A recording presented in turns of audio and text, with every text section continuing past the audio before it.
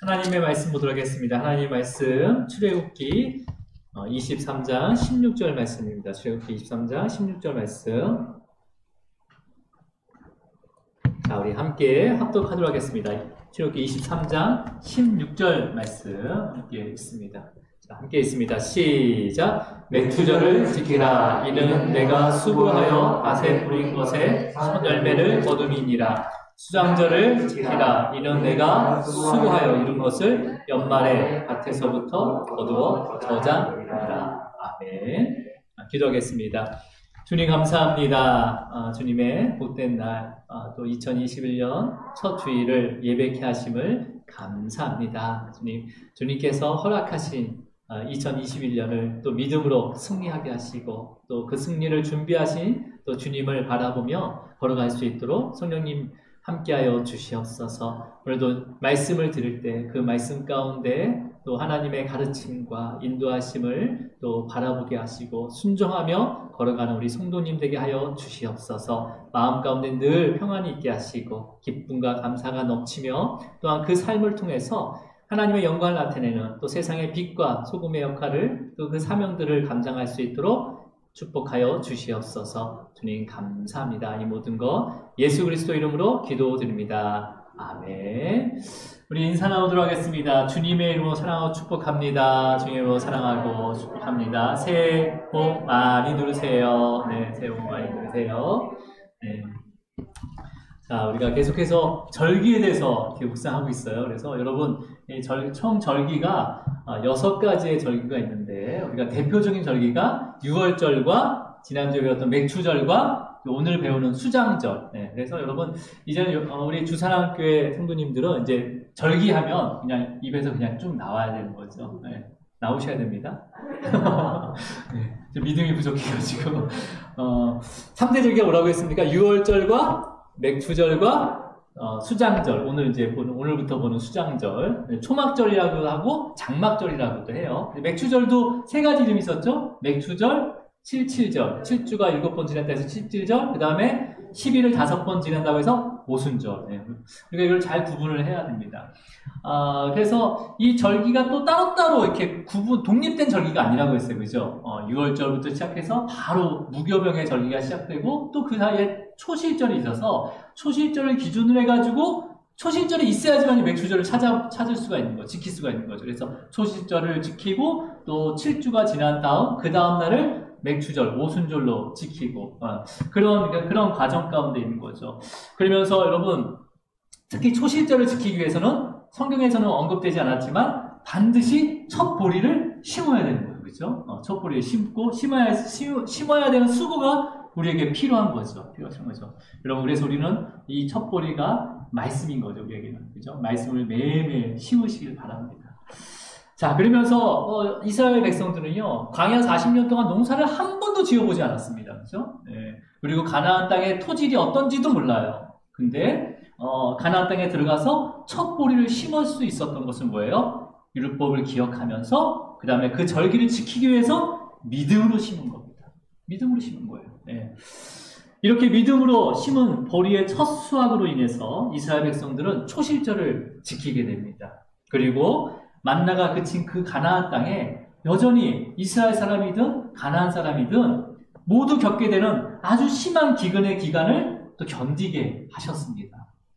그리고 그 7주가 지난 그 맥추절에 가나안 땅에 주시긴 밀을 수확했잖아요. 밀의 수확이 끝나고 그 가정별로 이스라엘 백성들이 한 번도 경험하지 못한 자기의 수확들이 다 창고에 쌓인 거죠. 밀에 추수한 밀들이. 그것을 또 하나님께서는 뭐라고 합니까?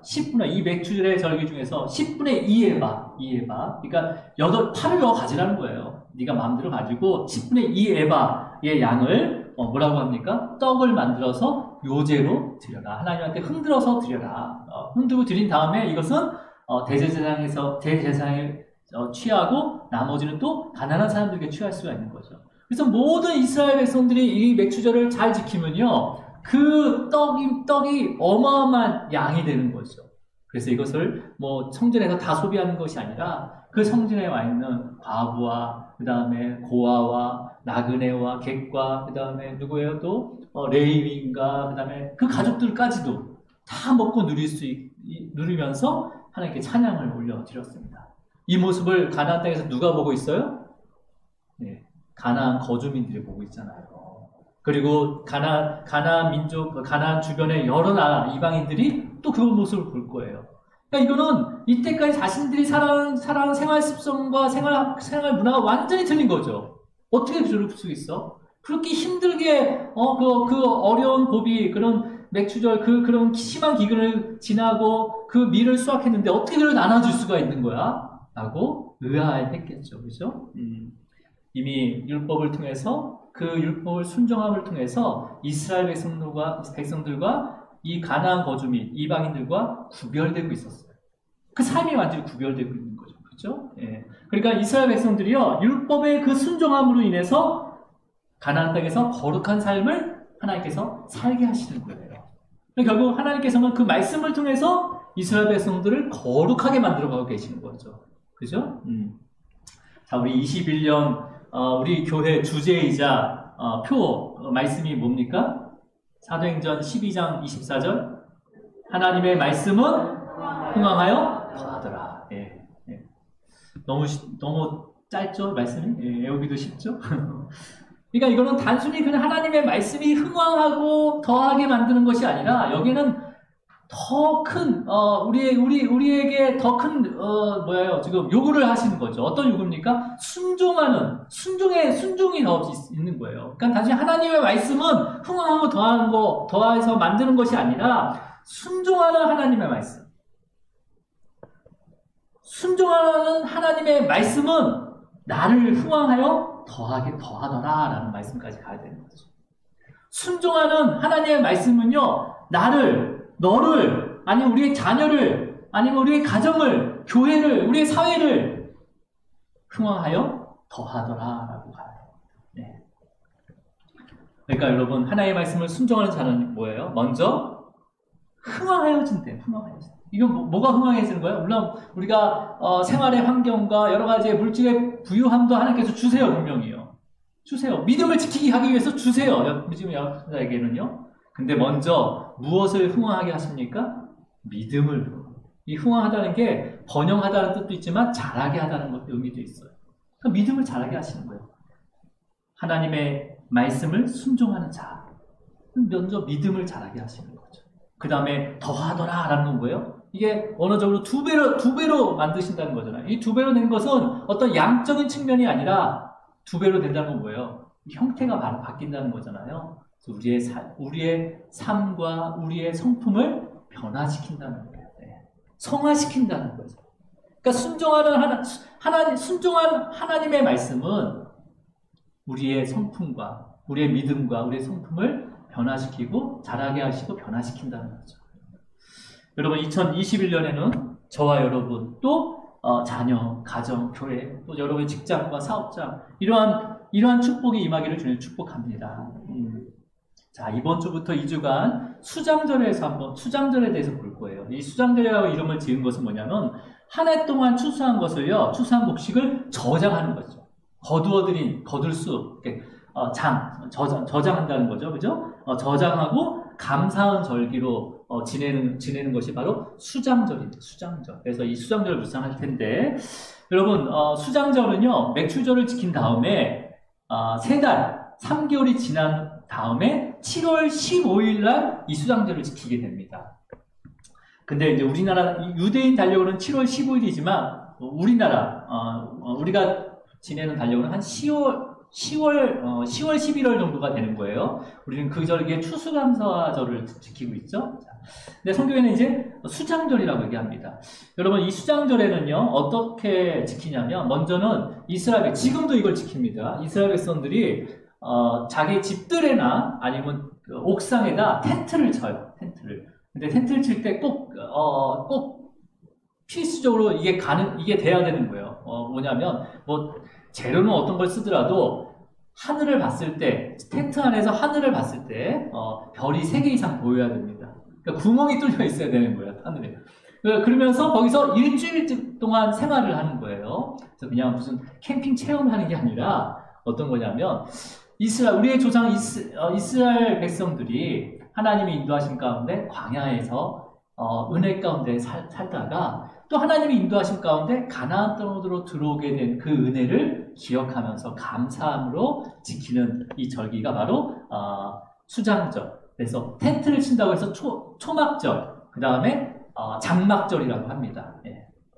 자, 근데 여러분, 우리가 맥추절에서 봤듯이 맥추절이 그냥 세지는 게 아니라 6월절부터 무교병의 절기, 초실절과 연결돼서 맥추절을 지내는 거잖아요. 지키는 거잖아요. 이 수장절, 초막절, 장막절도 마찬가지로 그냥 딱 장막절, 거두었으니까 장막절 지키자는 게 아니라 벌써 이 나팔절과 대속죄일과 초막절 이 세 개가 아주 밀접하게 연결이 되어 있거든요. 그래서 오늘은 첫 번째 이 장막절, 초막절을 지키기 위해서 지켜야 될 나팔절에 대해서 우리가 함께 먼저 묵상을 해보겠습니다. 여러분, 나팔절이라는 거 들어보셨어요? 네. 왜 나팔절, 나팔을 부냐? 자, 이제 나팔절이 우리의 신앙 가운데 지금 우리가 어떻게 지키고 있는지 우리가 한번 묵상하면서 그 은혜를 나누고자 합니다. 자, 여러분, 이 나팔절은요,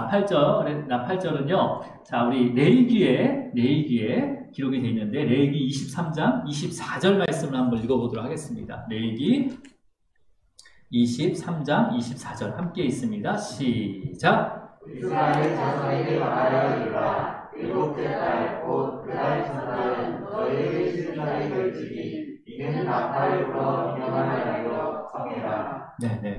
지금 이제 일곱째 달 그 달 첫날이라고 하니까 이제 유대인 달력으로 7월하고 1일을 얘기하는 거죠. 7월 원래 15일이 초막절이에요. 근데 7월 1일 날 나팔절을 지켜라고 하는데 나팔절이라는 얘기는 안 나오고 나팔을 불어 기념하는 날 해서 나팔절입니다. 네. 이제 아셨어요? 나팔을 불어서 기념하는 날, 거룩한 모임으로 지내는 그 날이 나팔절입니다. 여러분, 이스라엘 백성들이요, 가나안 땅에 들어가서 첫 보리를 수확한 다음에 7주 동안에 그 첫 보리로 이렇게 생활을 하게 되잖아요. 그리고 맥추절이 되면 이제 밀을 수확해요. 이 밀 수확이 끝나고 맥추절이 끝나면 그 뒤에부터 여름 과일을 이제 하나씩 거두게 됩니다. 첫 번째 과일이 무화과예요. 그래서 무화과부터 시작해가지고 이제 6월 말까지 나팔절 7월 1일 전에 바로 6월 말까지 이 포도까지 수확이 끝나면 모든 수확이 끝납니다. 그래서 무화과, 석류, 그 다음에 올리브, 그러니까 감람나무죠. 감람나무, 그 다음에 꿀. 이 꿀은 벌꿀이 아니라 대추야자 열매 꿀입니다. 대추야자, 그 다음에 포도까지 수확이 마치면 그 해 모든 농사가 끝나는 거예요. 특히 이제 올리브와 포도는요, 수확하는 동시에 이제 즙 짜는 데로 가서 이제 감람나무유를 짜고, 그 다음에 포도주를 내서 저장을 하게 됩니다. 그래서 이때 포도주는 이제 발효가 되지 않았기 때문에 이 험 부대에다 넣는 게 아니라 새 부대에다 넣어야 되는 거죠. 반드시. 그죠?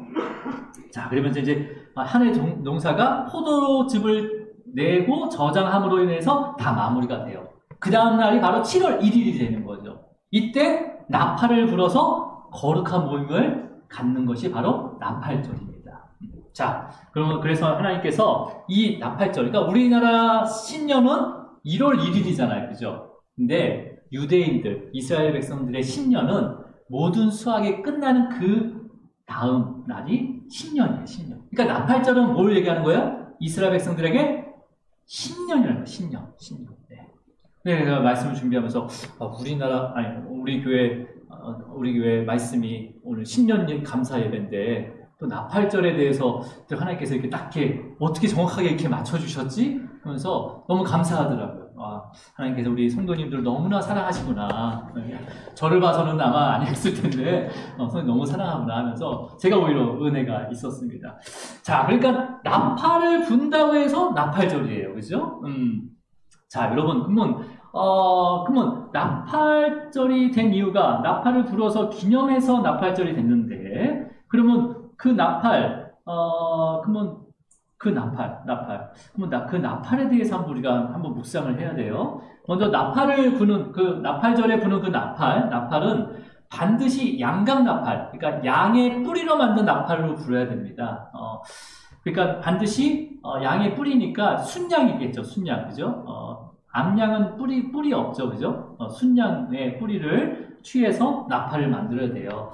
근데 여러분, 그 이유를 왜 순양의 뿔로 나팔을 불고 왜 신년을 맞이해야 되는지를 그 이유를 어디서부터 찾을 수가 있냐면요. 아브라함의 이야기에서부터 찾을 수가 있습니다. 아브라함의 이야기. 여러분, 아브라함의 이야기 우리가 함께 배웠죠? 그죠? 네. 너무 오래돼서 기억이 안 날 수도 있지만 우리가 한번 살펴보도록 하겠습니다. 아브라함이 100세 때 이삭을 낳아요. 그죠? 이삭을 낳게 됩니다. 근데 그 귀한 아들을 하나님께서 번제로 드리라 라고 말씀하세요. 그래서 아브라함이 드렸어요? 안 드렸어요? 네, 마음으로 드린 거죠. 그래서 이삭을 데리고 모리아산으로 가게 됩니다. 장작을 가지고 또 이삭을 데리고 모리아산으로 올라가서 이제 번제를 드리기 위해서 이삭을 죽이려고 할 때 그때 하나님께서 멈춰라 라고 말씀을 하십니다. 그러면서 아브라함에게 이삭을 대신해서 번제로 드릴 그 제물을 미리 준비해 두셨다는 것을 보게 하세요. 그 제물이 뭡니까? 우리 한번 창세기 22장 13절 한번 읽어볼게요. 자, 함께 있습니다. 시작. 아브라함이 눈을 들어 살펴본즉 한 순양이 뒤에 있는데 뿔이 숯불에 걸려 있는지라 아브라함이 가서 그 순양을 가져다가 아들을 대신하여 번제로 드렸더라. 자, 지금 아브라함이 눈을 들어서 살펴보니까 뭐가 보였어요? 순양이 보였어요. 근데 순양의 상태가 어떤 상태였어요? 뿔이 숯불에 걸려 있다고 되어 있습니다. 그러면 아브라함이 그 순양을 보고 제일 먼저 한 게 무엇일까요? 네. 제일 먼저 한 거. 네. 바로 먼저 순양 목을 팍 찔러야 가서 제일 먼저 한 게 뭘까요? 숯불에 걸려 있는 순양의 뿔을 풀어주는 거죠. 그죠? 풀어줘야지 이제 양을 그 제단 앞에서 죽일 거 아니에요. 그죠? 풀어주고 그 다음에 뿔에 엉켜있는 숯불을 풀고 그 순양을 이제 이삭 대신에 번제로 드리게 되는 거죠. 그렇다면 제가 오늘 나팔절에 나팔 재료로 쓰인 순양의 뿔과 지금 이 스토리와 뭔 상관입니까? 라고 물어볼 수가 있을 거예요. 그죠? 여러분, 아브라함이요, 숯불에 그 뿔이 걸린 순양을 이삭 대신에 번제를 드린 다음에 그 번제 드린 그 땅의 이름을 이렇게 부릅니다. 창세기 22장 14절 말씀이에요. 자, 함께 있습니다. 시작. 아브라함이 그 땅을 여호와의 하였으므로 오늘날까지 사람들이 이르기를 여호와의 산에서 준비되리라 하더라. 지금 그 땅, 번제를 드린 그 땅을 여호와 이레라고 붙였대요. 여호와 이레라는 의미는 하나님께서 준비하신다라는 의미를 가지고 있습니다. 그럼 아브라함이 그냥 이 이름을 지었을까요? 어떤 걸 이렇게 할 때 이 이름이 이렇게 생각났을까요? 아브라함이 처음 순양을 본 다음에 순양의 뿔이 숯불에 막 걸려 엉켜 있었단 말이에요. 그러니까 순양의 뿔을 숯불에서 이렇게 빼낼 때, 야, 하나님께서 이 순양의 뿔이 숯불에 걸리도록 하셔가지고 이삭을 대신해서 순양을 이렇게 미리 준비해 두셨구나 라고 믿었다는 거죠. 아브라함. 그러니까 이미 아브라함이 마음을 먹고 이삭을 번제로 드리겠다는 그 마음을 먹고 순종의 마음을 듣고 모리아산을 올라가는 동시에 반대편 쪽에서는 뭐가 올라오고 있었어요? 하나님께서 뭘 올려보내고 있었어요? 순양이 올라오는데 굳이 왜 또 그 번제자단 바로 옆에 숲에 머리가 꽂혀있다는 거죠. 머리가 꽂혀있나 보죠.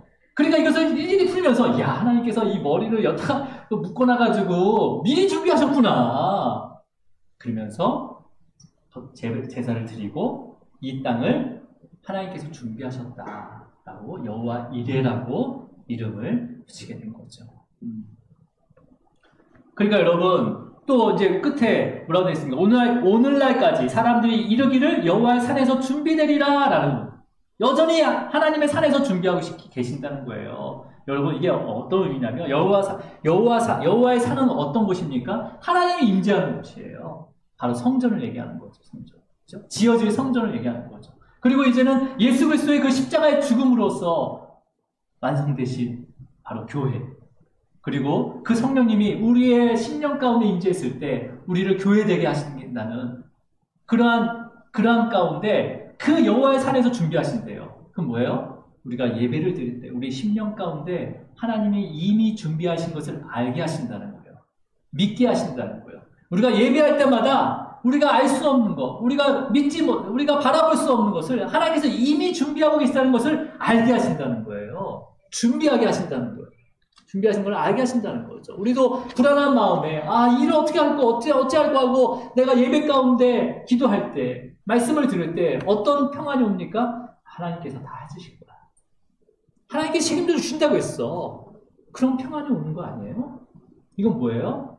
그냥 생각하는 게 아니에요. 주시는 마음인 거예요. 주시는 마음. 네. 그러니까 여러분 7월 1일 날 나팔절에 나팔을 불라. 그 나팔이 바로 순양의 뿔이란 말이에요. 순양의 뿔 하면요 모든 이스라엘 백성들이 뭘 생각해요? 이 아브라함의 순양의 뿔을 생각한단 말이에요. 미리 준비하신 은혜, 이미 우리에게 주신 은혜가 있다는 거죠. 그러니까 지금 나팔절 7월 1일에 나팔을 불라는 것은 그 나팔의 부는 의미가 뭐예요? 가나안 땅에 들어오게 하시고, 가나안 땅에서 보리를 심게 하시고, 가나안 땅에서 밀을 추수하게 하시고, 가나안 땅에서 모든 여름 과일, 갈람류와 포도와 그 다음에 석류와 모든 그런 여름 과일을 추수할 수 있는 것은 하나님께서 이미 우리에게 준비해 주신 것을 우리한테 누리게 하셨다는 거죠. 그 의미로 바로 순양의 뿔로 만든 양각 나팔을 길게 부는 거예요. 그러면서 어떻게 해요? 다시 시작하는 올 한 해도 이미 하나님께서 준비하신 것을 우리에게 누리게 하시겠다는 믿음으로 부는 거죠. 그래서 나팔절의 나팔은요, 그냥 힘이 있어서 부는 게 아니라 믿음으로 부는 거예요. 믿음으로 부는 거예요. 여러분, 우리가 드리는 신년 감사 예배, 이 감사 예배가 뭐예요? 마찬가지예요. 나팔절 의미가 똑같은 거예요. 작년 한 해 동안 부어주신 그 은혜, 우리에게 이미 공급해 주신, 준비하셔서 우리에게 공급해 주신 것을 감사하고, 이제는 2021년에 또 우리에게 준비해 주신 그 모든 은혜를 바라보면서 믿음으로 드리는 예배가 바로 신년 감사 예배죠. 그게 바로 나팔절의 절기의 의미예요. 지난 1년 동안 코로나 때문에 잠시 멈춰졌던 교회 사역들 중에서 매월 첫 초에 드렸던 새벽 월삭 기도회가 있었습니다. 예. 뭐예요? 월삭 기도회도 마찬가지예요.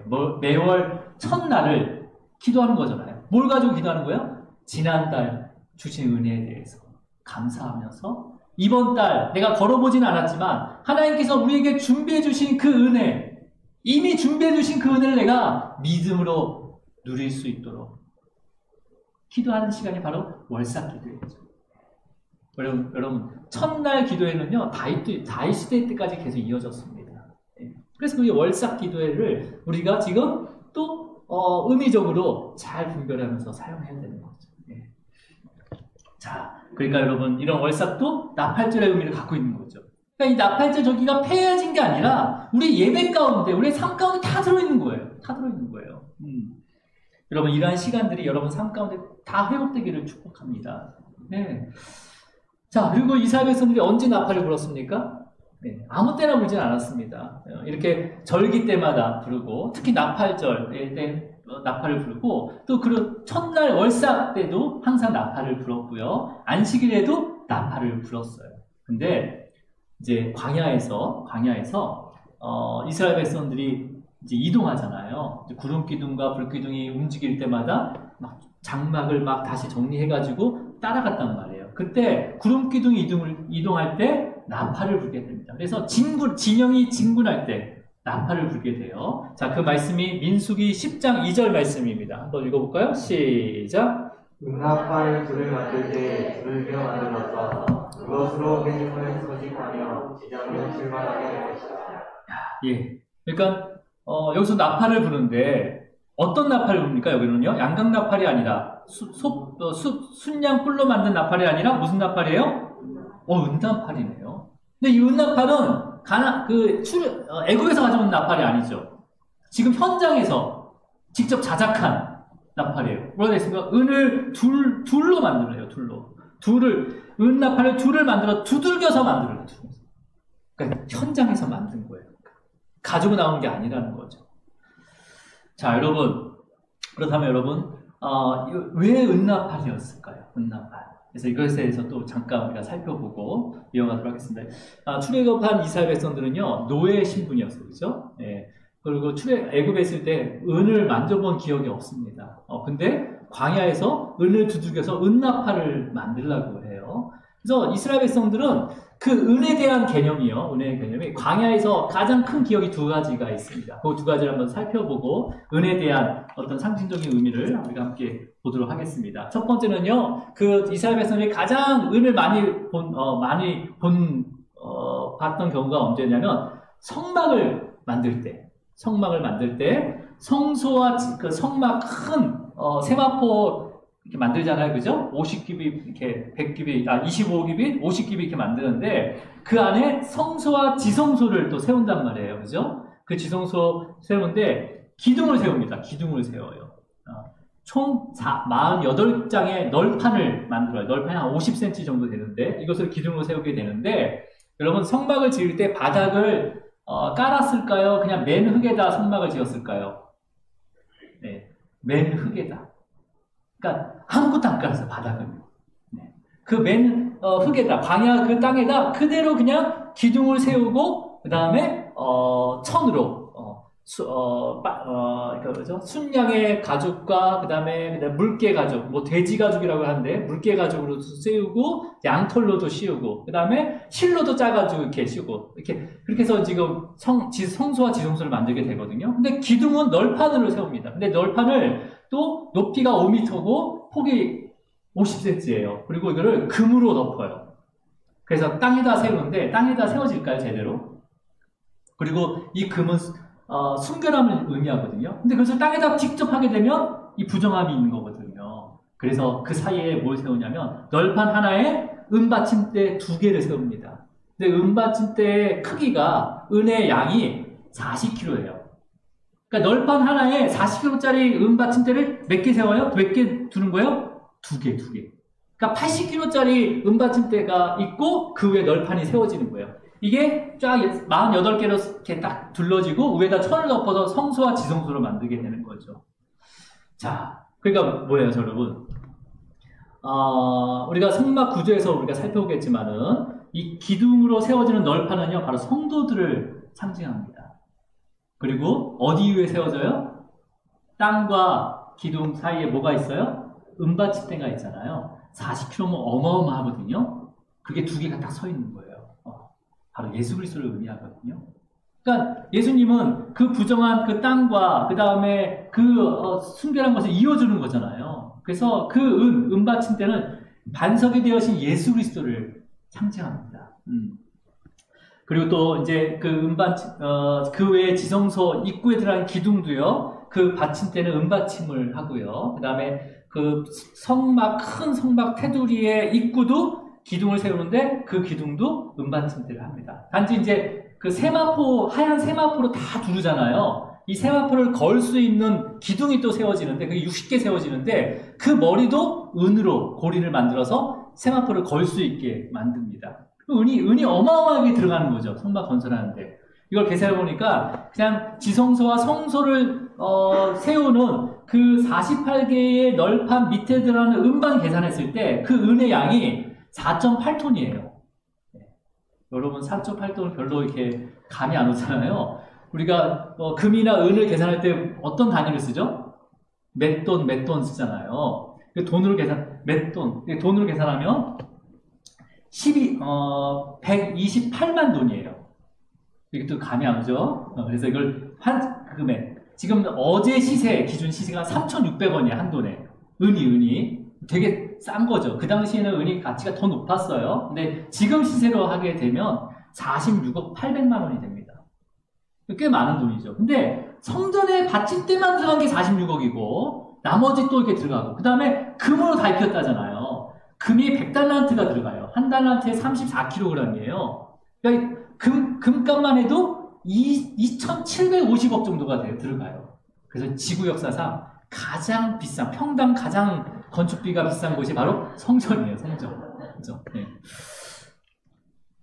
성전이 여러분 안에 임했습니다, 여러분. 자, 그러니까 여러분, 그래서 그 많은 은이 필요하잖아요. 성전을 건축하려면. 그러면 은을, 어디서 구해요? 하나님께서는, 그 성막의 건축에 사용되는 그 은을, 그걸 좀 마련하기 위해서, 이스라엘 백성 중에서 남자만 20세부터 50세까지의 인원을 계수하라고 합니다. 계수해보니까 60만 3,500명이에요. 그래서 그 인원에게 속전을 내라고 해요, 속전을. 속전이라는 것은 나의 자유함을 주신 값이죠. 그것을 얼마 내라면 0.5세겔, 은 0.5세겔을 내라고 합니다. 돈으로 계산하면 1.5돈이에요. 그러니까 현금 한 6,000원 정도 됩니다. 6,000원 정도. 그러니까 60만 3,500명이 0.5세겔, 반세겔을 다 내니까 얼마의 양이 되냐면 33억 정도의 은이 됩니다. 근데 이제 건축하려면 최소 지성소와 성소 받침대만, 널판의 받침대만 46억이 들은다고 했는데 33억 정도면 택도 없는 거잖아요. 그럼 나머지는 어떻게 했어요? 금 달란트도 모든 기물은 다 금으로 만들거든요. 다 금으로 씌워요. 그러면 금은 100달란트가 필요한데 정확히 2,751억이 필요한데 다 어디서 나와요? 나머지 모자른 것은요, 다 자원에서 드렸습니다. 자원에서 드렸어요. 외부에 쓰인 세마포를 잡고 있는 기둥의 바닥은 노스를 사용해요. 노슬. 이 노스는 어디서 가져왔는지 아십니까? 중간에 물두덩이 있잖아요. 그것도 다 노스로 만들었는데 그 노스는 다 어디서 가져왔어요? 여인들의 거울에서 다. 여인들이 사용했던 거울, 자기를 비추던 그 거울을 다 성전에 바쳤어요. 자, 그렇다면 여러분, 이건 어떤 의미예요? 다 자원에서 드렸다는 거예요. 기쁘게. 그 이유가 뭐예요? 이스라엘 백성들이 사용하는 모든 금은 폐물은요, 어디서 받은 거예요? 애굽에서 나올 때 애굽 사람들이 그냥 줬어요. 그냥 줬어요. 애굽 사람 중에 아니라 하나님께서 이미 준비해 주신 거죠. 이 성전을 위해서 준비해 주신 거죠. 여러분, 여러분에게 주신 그 모든 것은요, 하나님께서 사용하실 곳이 있어요. 사용할 것이 있기 때문에 여러분에게 막 부어주시는 거예요. 이것을 제대로 사용하잖아요? 그러면 끊임없이 그 파이프가 안 막힙니다. 안 막혀요. 자, 여러분, 그러니까 속전으로, 그러니까 은이라는 것은, 이스라엘 백성들에게 은이라는 것은 화폐보다도 속전의 의미가 있습니다. 그리고 이스라엘 그 성전, 하나님이 거하는 여호와의 집에 사용되는, 기초로 사용되는 게 바로 은이에요. 은. 그러니까 은을 화폐로 생각하지 않았단 말이에요. 근데 여러분, 그래서 이 속전으로 사용된 이 은을요, 이 은의 상징은 어떤 상징이냐면 예수께서 인류의 죄를 사하기 위한 지불한 핏값으로 상징이 됩니다. 이 은이요. 그게 뭐예요? 지금 이스라엘 백성들을 통해서 속전을 내라는 것은 하나님 필요해서 준 게 아니라 니네가 치료할 값을 내가 먼저 준 거자. 그러니까 네가 필요한 그 값이 바로 그 정도 양이야. 60만 명이 내는 가격이 금 100달란트와 은 100달란트 거의 3천억 정도 되는 거야. 근데 너의 자손들과 앞으로 태어나지 않는 자손까지의 모든 죄를 핏값을 치르신 거잖아요. 그러면 그 금액을 측량할 수 있어요? 없어요? 없다는 거죠. 그것을 알려주기 위해서 속전을 치르게 하신 거예요. 자, 여러분, 근데요, 예수님의 가치를 몰랐던 사람들이 너무나 많았습니다. 특히 예수님의 제자 중에서도 예수님의 가치를 전혀 모르는 사람이 한 명 있어요. 다 몰랐지만 특별히 한 명 꼭 집은다면 누구였을까요? 가룟 유다였어요. 가룟 유다는 예수님을 은 몇 세겔에 팔아버립니까? 30세겔에 팔아버립니다. 30세겔. 네. 40만 원도 안 되는 거죠. 네. 근데 가룟 유다가 예수님의 그 정죄함을 보고요, 자신이 무죄한 피를 팔고 죄를 범했다라고 깨닫게 됩니다. 그게 마태복음 27장 1절부터 6절, 7절까지 나오는 말씀입니다. 그러면서 가룟 유다는 너무 부끄러워서 이 30세겔을 어떻게 합니까? 은 30세겔을 성소 바닥에 던져버려요. 그리고 자기의 목숨을 끊어버립니다.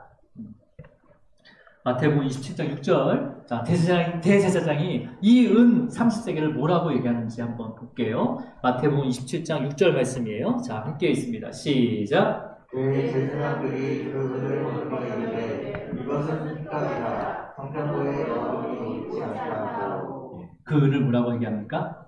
핏값이라고. 핏값. 그러니까 이스라엘 백성들에게 은은 화폐보다도 속전을 상징하는 핏값이 되는 거죠. 핏값. 네. 성전에 기둥을 바치는 기초, 바로 예수 그리스도를 상징했지만 우리가 부패함으로 인해서 어떻게 됩니까? 이 은을 세상을 움직이는 도구로 사용합니다. 그 핏값을 도구로 사용해요. 세상을 움직이는 도구로 사용하는 거예요. 예. 여러분, 우리도 예수님을요, 우리의 삶의 수단으로 생각하고 있을 때가 많아요. 그죠? 예. 그래서 얼마든지 가룟 유다의 삶을 살 수 있는 거예요. 아니면 정말 우리가 하나님의 은혜 가운데, 성령님의 그 역사 가운데 우리를 위해 핏값을 치르신 그 구원의 주로 예수 그리스도를 믿어야 된다는 거죠. 이 믿음을 주셔야 되는 거예요. 주셔야 되는 거예요. 선물인 거죠.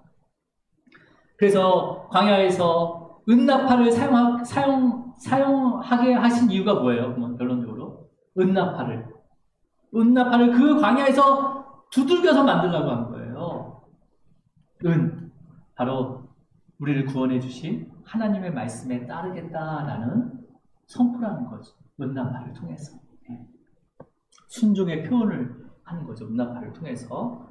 자, 그렇다면 또 나팔을 언제 불었을까요? 지금 두 번째, 세 번째, 언제 불었을까요? 전쟁의 시작을 알릴 때 나팔을 붑니다. 전쟁의 시작을 알릴 때.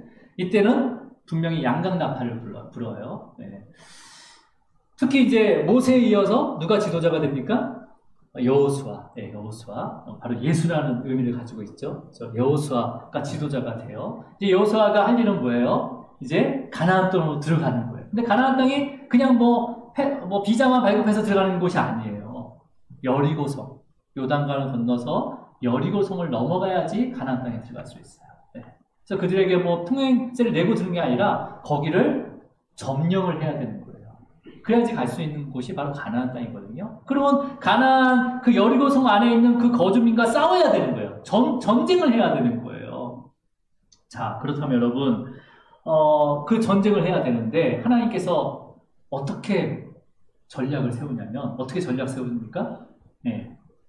모든 이스라엘 백성들이 그 여리고성을 하루에 한 번 돌려요. 나팔을 불면서. 그리고 몇 번을 돌라고 합니까? 7번을 도는데 7째 날은 몇 번을 더 돌라고 해요? 7번을 더 돌라고 합니다. 그러니까 6째 날까지는 한 번씩 돌고 진영으로 돌아가요. 조용히. 그 다음에 마지막 7번째는 7번을 돌고 마지막 7번째 도는 순간에 7명의 그 제사장의 나팔 소리와 함께 큰 소리로 외치라고 합니다. 이런 전략이 지금도 통할까요? 여러분?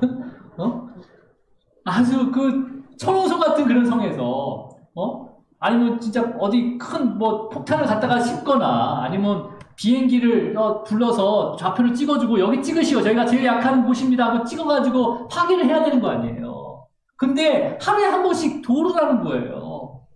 여러분, 돌다가 돌지 않겠어요? 여러분, 진짜? 완전히 조롱받거나, 아니면 몰살당할 수 있는 거죠, 밖에서. 얼마든지. 지금 이렇게 싸우다가는요, 진짜 조롱당하고 비웃음을 당합니다. 그리고 결국 몰살 당할 수밖에 없는 거죠. 이렇게 하신 이유가 뭐예요? 물론 우리의 믿음으로 돌 수 있습니다. 하지만 이 도는 게 어떤 수단이 되는 것이 아니라 이 돌게 하는 이유가 뭐예요? 하나님께서 이루시는 일을 너희가 믿음의 눈으로 봐야 된다라고 말씀하시는 거예요. 기다리라는 거예요. 이 도는 데 목적을 왜 안 돌아? 이거 봐야 된다는 거죠. 그 시간을 통해서. 하나님이 일하시는 것을. 네. 자, 근데 우리는 어떡합니까? 조급하잖아요.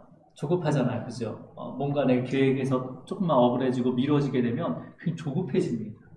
그러면서 또 기도하죠. 남들 기도하면서 그래 기다려야 되겠다 하는데 또 그때가 언제까지 기다려야 되는지 또 빨리 좀 보여주면 안 되겠다고 또 얘기하죠. 이렇게 기다리다가 저 미치는 거 아니에요 하나님 하면서 막 그렇게 또 얘기할 때도 있죠. 그러다가 또 도저히 또 내 나름대로의 방법을 또 찾아요. 또 기다린다고 해놓고 제 경험이에요. 근데 우리의 믿음은요, 기다림에 있습니다. 기다림에 있어요. 네. 그러니까 그때가 언제 있지만 반드시 온다는 거죠. 그때까지. 네. 내 때가 아니라도 내 자녀한테도 때 이루어질 수 있는 거예요. 그걸 신뢰하라는 거죠. 신뢰하라는 거죠. 자, 우리 여호수아 6장 8절 한번 읽어볼게요. 시작. 여호수아가 백성에게 이르기를 마치되 제사장 7은 양강 나팔 7을 잡고 여호와 앞에서 나아가며 나팔을 들고 여호와의 언약궤는 그 뒤를 따르며. 참 감사한 건 뭐냐면요. 이 광야 2세대는요, 얼마나 빡시게 훈련을 받았는지, 이렇게 얘기하니까 바로 제사장이 앞에 나가서 양은 나팔을 불고 언약궤가 따르고 있는 걸 볼 수가 있습니다. 안 그랬으면, 네가 가라. 나는 안 돈다. 그리고 난리 났을 거예요. 근데 순종하고 있죠. 순종하고 있죠. 그죠? 네.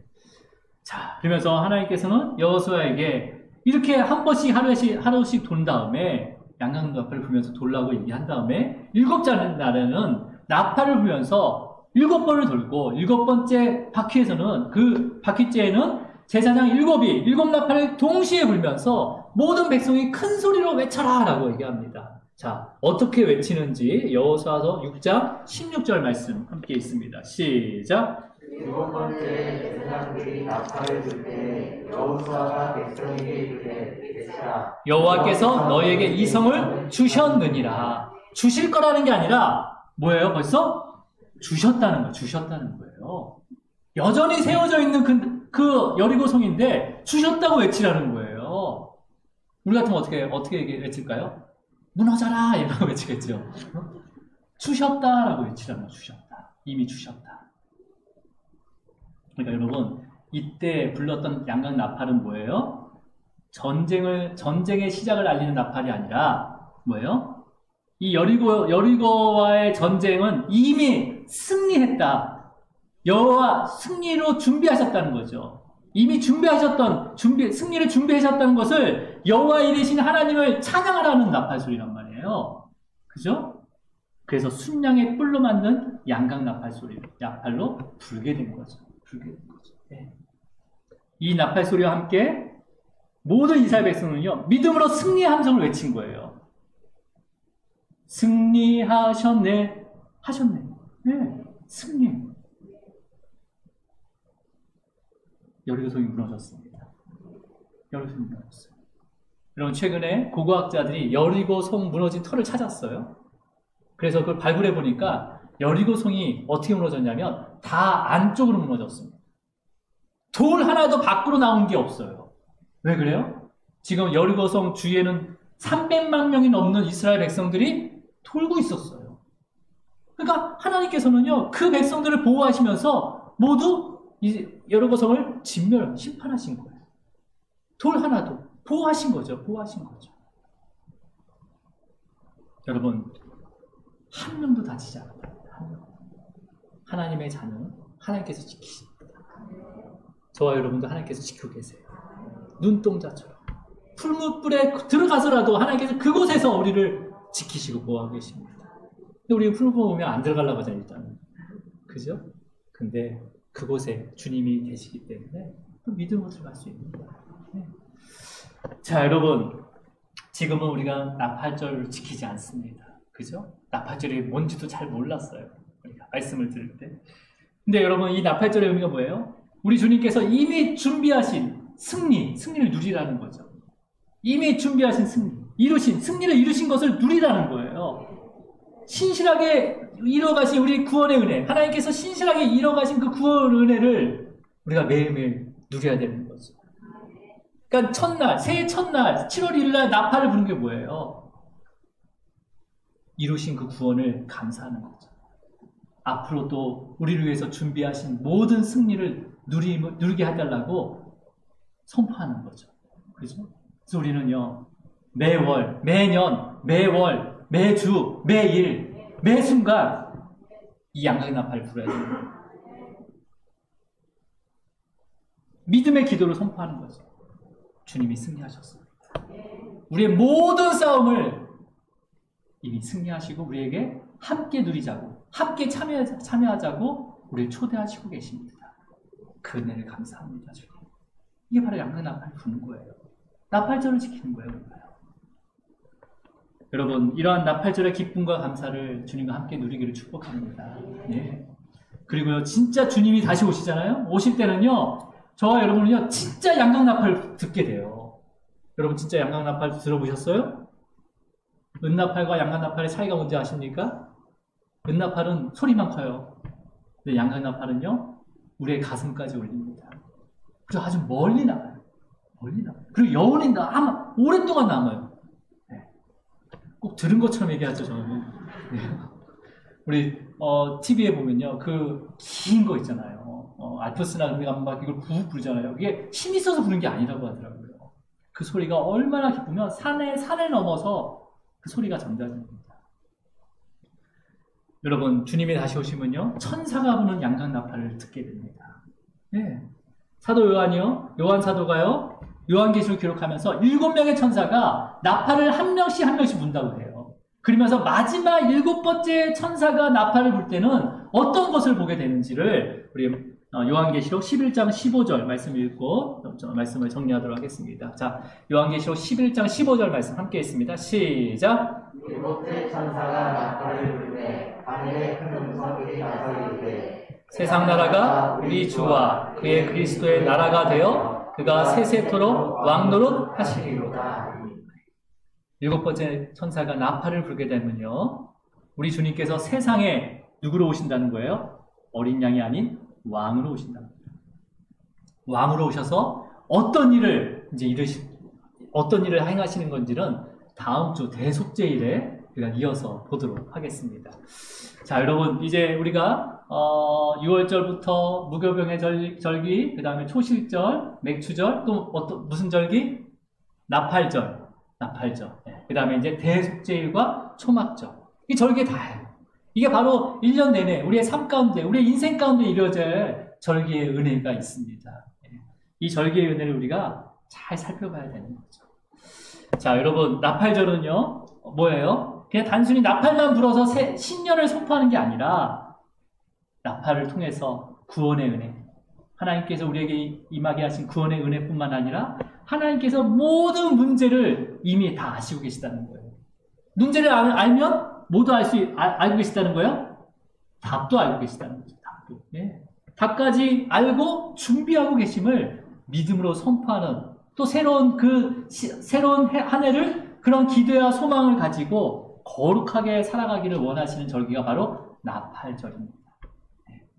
이 절기는 1년에 딱 한 번인 것이 아니라 순간순간 우리에게 임하십니다. 그렇잖아요? 어제 우리가 아니잖아요.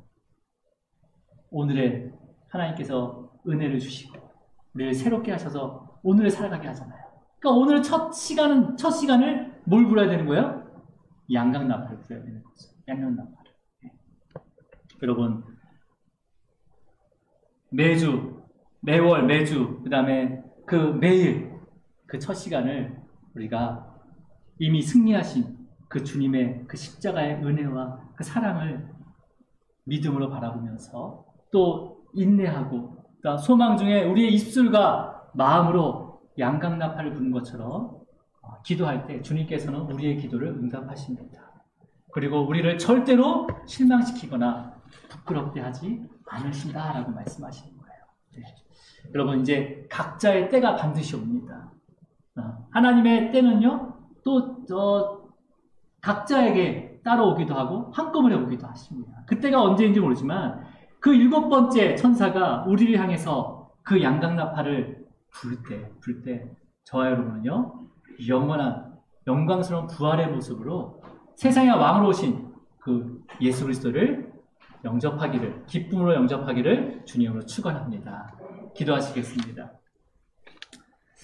주님 아버지 감사합니다. 우리가 말씀을 묵상할 때 나팔절에 대해서 관심도 없었고 그 나팔절이 어떤 의미인지 알 수가 없었습니다. 하지만 이 나팔절을 통해서 이 단순히 새해를 맞이하는 해가 그런 절기가 아니라 우리의 구원뿐만 아니라 인생의 모든 문제의 해답을 알고 또 그 답을 준비해 주신 그 여호와 이레 되신 주님을 바라보며 믿음으로 기다릴 수 있도록 하신 절기임을 또 말씀을 통해서 깨닫게 하심을 감사합니다. 우리가 매년, 매월, 매주, 매일, 매 순간 우리의 입술로, 우리의 마음으로 기도의 양강나팔을 불며 또 주님의 그 은혜를 소망하게 하여 주시옵소서.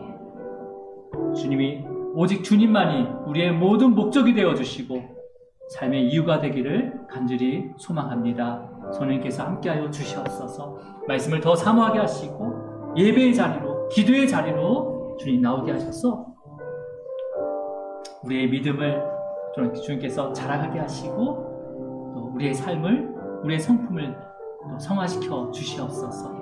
여호와 이레 되신 예수 그리스도 이름으로 기도드립니다. 아멘. 우리 다 함께 일어나셔서 하나님의 나팔 소리 찬양 올려드리겠습니다. 하나님의 나팔 소리 전지 진동할 때에 예수 영광 중에 구름 타시고